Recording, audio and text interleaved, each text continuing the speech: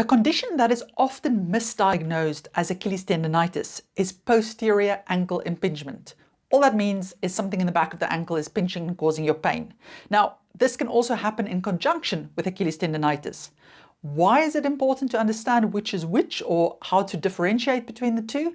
It's because the rehab process for the one versus the other is quite different. And if you have both of them at the same time, you have to adapt your Achilles rehab to also allow the back of the ankle joint to calm down.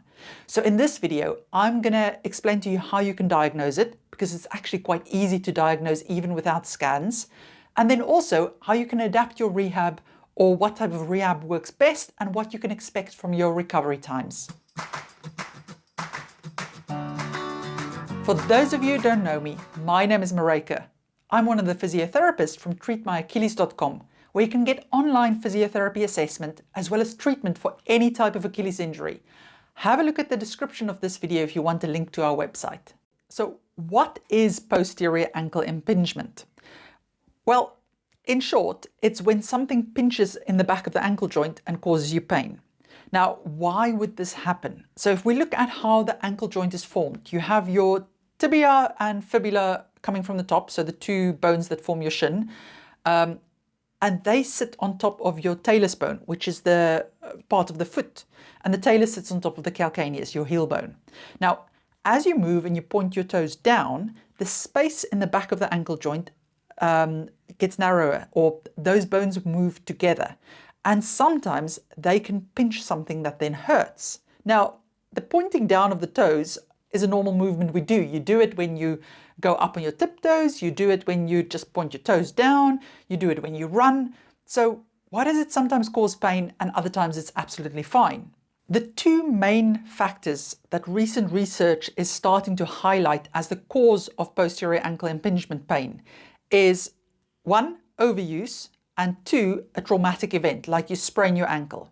Now, you may be thinking, hold on, I've been told I've got an extra bone in the back of my ankle, and that's causing my posterior ankle impingement. Yes, that's what we traditionally thought, but there was a big flaw with those studies. The problem with that research that showed that was that they would only scan people who complained of this type of pain. And they did find that quite a large proportion of them did have something extra in the back of the joint that they thought was causing their impingement. And this was typically either a piece of extra bone that didn't fuse together when you were growing, or it was a little pointy bit that was caused, an osteocyte caused by osteoarthritis, or it was that the person had a funny shaped talus bone that just pointed out more to the back. Sometimes they found that there was thickening of the soft tissue due to chronic inflammation or irritation from the Achilles tendon nearby. But the problem with that research is they only scanned the people who had pain. So they never knew, do these things exist in people who do the similar type of activities in sports? Do they also have these things and just not get pain? So in a recent research study, they tried to answer that question. What happens if we scan everybody who does the same type of sport, the ones who have pain, plus the ones who don't have pain? What do we find in their ankles? And surprisingly, they found that lots of people who weren't complaining of pain also had these bony abnormalities. And that it wasn't the fact that the bony abnormality was there that caused the posterior impingement. It may have made it more likely that you get it, but it wasn't the actual cause. The theory that they've come up with is that actually it's only if you do a repetitive action and overstrain that area that you then go on to develop it. And when we look at recovery of conservative treatment versus not, that seems to prove it a little bit as well, in that athletes who can reduce the volume of intensity of the sports they do, they actually tend to recover from conservative treatment. But the ones who are not reducing the intensity of their sport, conservative treatment doesn't work for them, and they've usually got to go on to have surgery. So it shows you that you can recover, despite the fact that you've got a bony abnormality, if you can reduce the activity enough to allow that area to calm down. So it comes down to load management again. Then the second thing that can cause it is if you have an ankle injury. So if you sprain your ankle and you really injure that part of the joint, and now you don't allow it to recover and calm down before you go back into sport. Or perhaps you're doing rehab exercises, but you keep on pushing into that painful area, and it's a little bit like pressing on a bruise. It just keeps on annoying it. I'll also talk about that more with the Achilles tendonitis, because what happens with that often is that the soft tissue structures in the back there of the ankle space tends to thicken a little bit. So it's easier to pinch things like the bursa or the capsule. And in those cases, it can be useful to also just adjust your exercises. So what are the steps for diagnosing posterior ankle impingement? Well, first of all, listen to what the patient is telling you. The pain has to be at the back of the heel. It's often difficult to locate. So it feels more like a diffuse pain, or pain that kind of goes into different areas, spreads into different areas of the back of the heel. And it is usually felt during activities that involves plantar flexion, pointing the toes down. So it'll be really pushing off, that last push off, typically when they go onto their tiptoes in doing a calf raise exercise. If it really hurts most when they're at the top end of that, it means something's pinching up there that's painful. It's usually relieved through stretching it. So dorsiflexion stretches it. And this is important because for Achilles tendonitis, stretching it often irritates the tendon more, whereas with posterior ankle impingement, opening that gap actually makes it feel better. Achilles tendonitis, while taking your weight on it and making the tendon work, can cause a bit of pain. It's not typical for it to hurt when you passively point your toes, so with no weight behind it. And I'll show you what I mean with that in a minute when we get to the physical examination. Now, the only exception here for the type of movements that hurt are with fast bowlers in cricket. They develop posterior ankle impingement through the quick bowling action and that forceful dorsiflexion that they go into when they put their front foot down. And this is because of how the bones shift during that movement. So they are the only exception for it's actually excessive dorsiflexion under severe force that causes their impingement rather than the plantar flexion type. Okay, so you're suspecting it may be posterior ankle impingement, but how can you physically examine it? Well, the first thing is that the pain has to be in the back of the heel in this area. So when you squeeze the Achilles tendon, it may feel a bit tender, but squeeze the other side as well, because it's always tender to squeeze the tendon. But the main pain from impingement is behind it. It's kind of deep in there somewhere. Now, if you have Achilles tendonitis at the same time, the tendon may very well be painful, but your physio will be able to distinguish between those two and help you distinguish with that. The big thing here is that if you passively take the ankle into plantar flexion, so you're pulling the heel up, pushing the toes down, that usually replicates the pain in the back of the heel. And if that causes you pain, that is usually a sign that there is some posterior ankle impingement going on there. Now remember, it can be in combination with Achilles tendonitis or tendinopathy, so it doesn't rule that one out. Your physio will help you distinguish with that as well, or do other tests for that as well. Now, the other thing to note is that often the tendon that helps to point the big toe down, that movement, whoops, why can't I do that now? Anyways, press the big toe down. That can also get injured at the same time because it's involved with ballet dances and so on, with that pushing up onto the toe action. So if you move the big toe and that replicates any of the symptoms, that can be an indication that actually that muscle is part of the problem, or that tendon is part of the problem. Do you need a scan? Well, not really. The only time that I would say, yeah, it's best that we scan this is if you had a really big traumatic event, like you had quite a severe ankle sprain that caused your ankle pain to start, or you have other factors that makes me suspect that you may have got a stress fracture or something like that. So things like history of osteoporosis, or really high volume of endurance sports or something like that. But in most cases, you don't need it.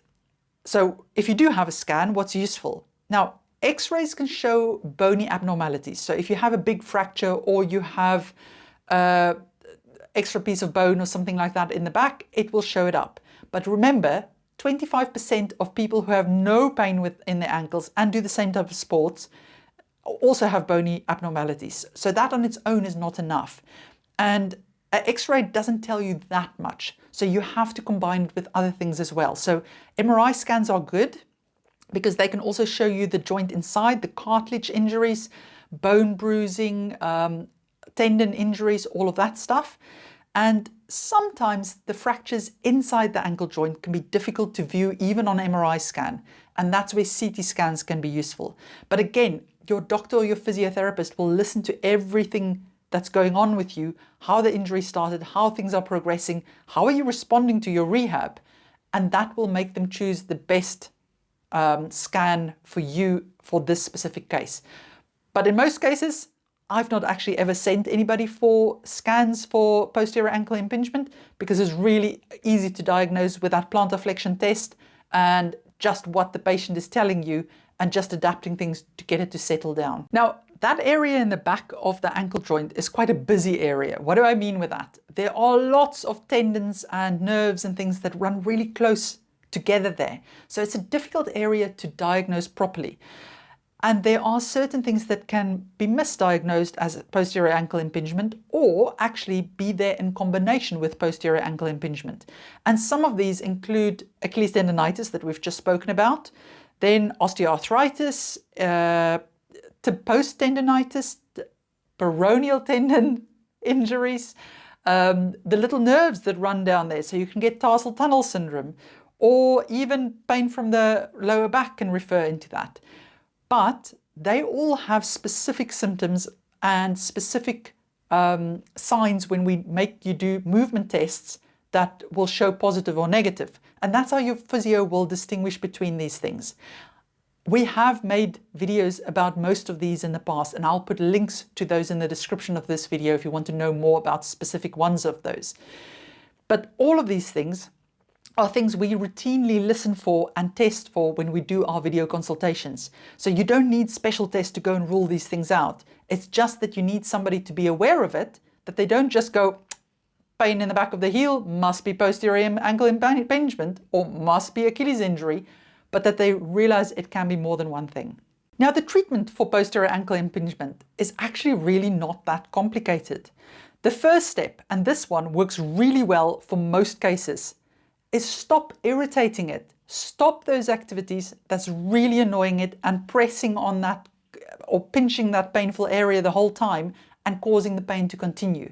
So this doesn't mean you can't do any sport. It just means start realizing when does it cause you pain, when do you feel worse after something, and adjust those things. So here are some tips that may help. If we think of the fact that it is more likely to pinch that injured and painful area if you put your foot in a shoe with a higher heel, then actually for this injury, wearing a shoe with a flatter heel is better. So flatter shoes, but you still want supportive shoes, because if the ankle joint is going to have to work too hard or move too much side to side, that is part of the reason why it can be irritated. So walking around in flip-flops or sandals that has no support is not the answer here. It's more about what is the flattest shoes I have that can help me with this, but just avoiding the really high-heeled ones could already make a difference. Then you want to avoid those activities, even in rehab, that causes your pain to come on. And the nice thing about posterior ankle impingement is it pretty much immediately tells you when you're doing something that it doesn't like. So if we think of sports, it is going up on your toes. So it'll be a lot of jumping and really pushing yourself forwards. In ballet or dance, it will be those high movements. But it doesn't mean that you can't do half training. So you could do just going up to where it's comfortable and come down and go on with that. For rehab, and especially if this is part of that you also have an Achilles injury at the same time, you have to strengthen the Achilles, but going all the way up with your heel raise may irritate your ankle impingement. So what do? You just stay out of that range. You strengthen it through the range that doesn't cause pain.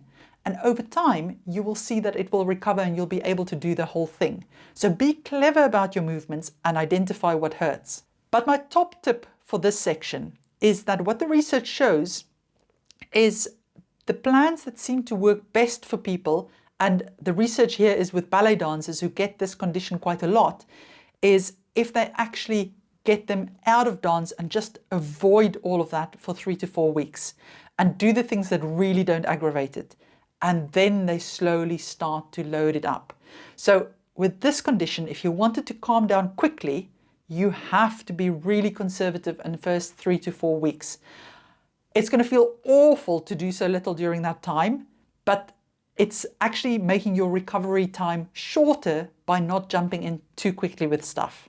Then taping can be useful for some people. So if you're finding that I've realized what hurts, but I can't stop doing it, I just automatically do it, and then it's only once I do the movement that I go, oh man, why am I doing that? Well, taping could actually make a difference for you. Now, what do you tape? Well, what you want to do is you usually just need a strip of quite rigid tape that you put over the front of the ankle. So what happens is, if you then want to move it into a certain range of plantar flexion, the tape tightens. It's not going to stop you, because if you do that too forcefully, the tape will come off, but it's at least going to give you feedback and say, hoi, where are you going with this foot? And then that will tell you to, look at what you're doing, and come back up. So you don't go and tape it that there's no plantar flexion. Just test where is the comfortable range, take it a little bit back, and do it in that range. So for most of the movement, you won't feel any stretch, but it's only when you go into that really extreme range that you're going to start feeling the stretch, and it can give you feedback. Some people find that if they pronate excessively, so that's where your foot rolls in too much when you walk or dance or run, they benefit from an arch support orthotic that just reduces the amount of the foot rolling in, and that can really help the ankle to calm down. Also, look at how flexible your shoes are, because if you're going to put an orthotic in your shoe, but your shoes are so flexible that they just feel like jelly when you walk, it's counterproductive. So start with stable, supportive shoes.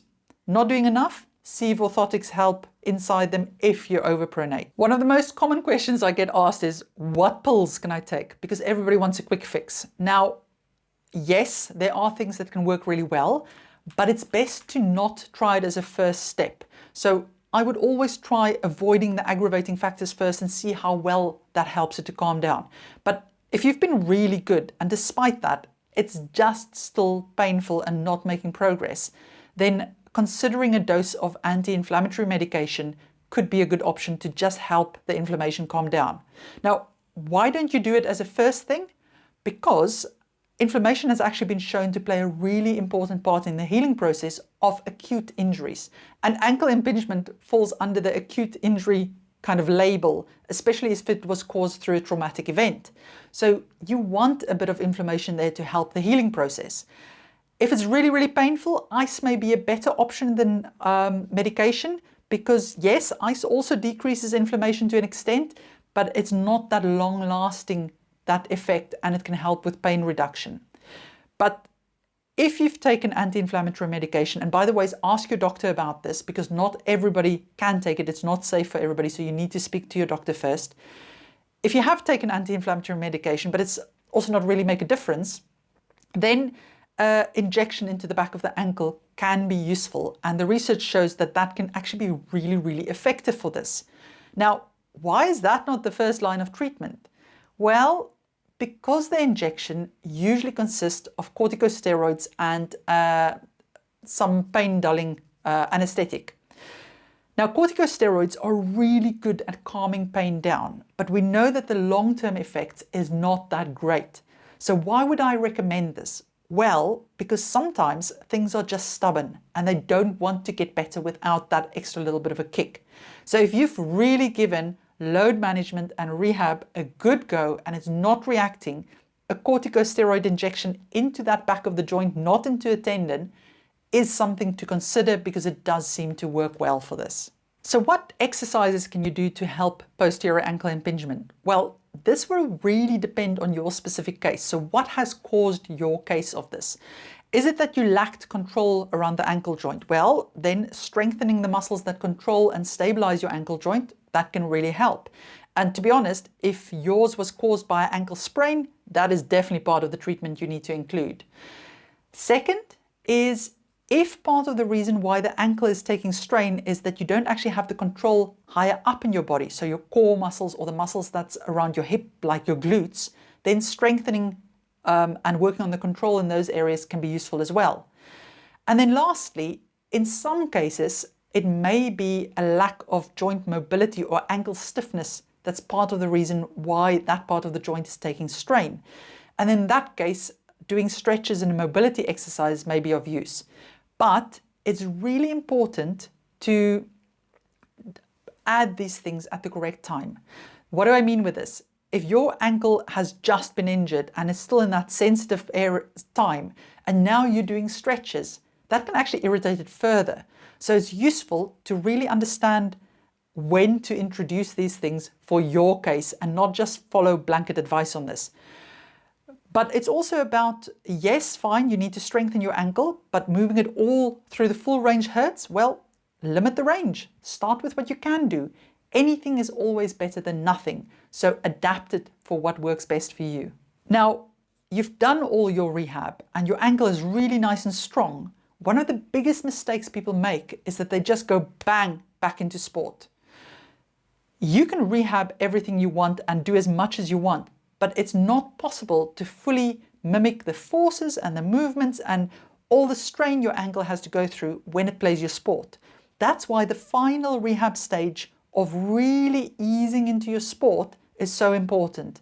And it goes hand in hand with working on your technique if that was part of the problem. So thinking about, how is my landing mechanics looking? How is my kicking technique? How is my going up on my toes when I'm dancing? All of those things. Is there something I need to be thinking about when I do my sport? And just slowly building it over several weeks. So just because you can get back into training doesn't mean that it's a good idea to play a football match on the first Saturday. Because actually, especially when you're playing a football match, or any match for that matter, you're going to go full force. And that may be a lot more than what your ankle is used to, and your pain can come back.